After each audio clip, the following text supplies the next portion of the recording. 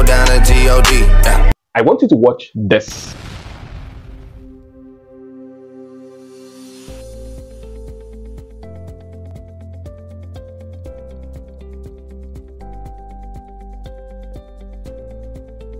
So which do you think is the best form of communication? If your guess is as good as mine, then it's this one. Did you know that that style of communication is called the assertive communication style? When I said assertive communication, what came to your mind? Forceful? No. Now, the hallmark of growth and self-development is in your ability to communicate properly. Proper communication goes beyond being articulate, being coherent, or having oratory powers. Proper communication is your ability to communicate your thoughts and your opinion in a civil manner. So let's go back to that concept, assertive communication. Let's start with what assertive communication is not. Assertive communication is not being forceful or being aggressive or being insistent in a negative way. Assertive communication actually is communication that entails mutual respect between the person who is speaking to the person who is listening. In assertive communication, the person who is communicating speaks in such a way that the listener or listeners concentrate on the information being passed across instead of wandering towards the person's style of delivery.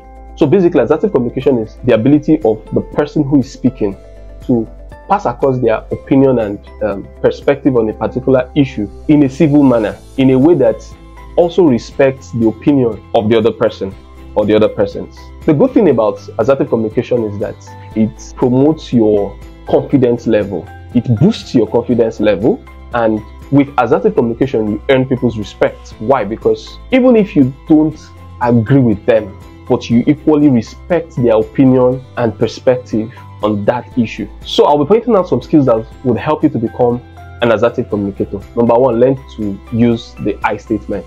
For instance, say something like, I think this information is not exactly correct, instead of you saying, you're wrong, you're a liar.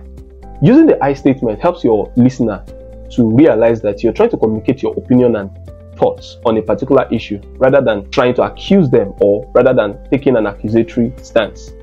Number two, use body language effectively. In terms of your facial expression, maintain a positive facial expression. In terms of how you use your eyes, keep your gaze on the person for the most time. Even if you have to take your gaze, from the person, but for the most time, keep your gaze on the person. Sit up, don't sludge, sit forward. And number three, manage your emotions. That's of course basically your emotions of displeasure, of anger, disappointment, and things in that light. Learn to manage your emotions. Even when you're angry, pissed off, still learn to talk evenly, but be firm. Evenly means that you're not raising your voice, but you're firm and you're passing your message across as politely as possible. The whole essence of having this conversation about assertive communication is that assertive communication is a communication style that can be very useful in your career and in your private dealings with people. So if you like this content, give this video a thumbs up. If you're not yet subscribed to my channel, please do well to click the subscribe button, turn on the notification bell, and I'll see you in another interesting video.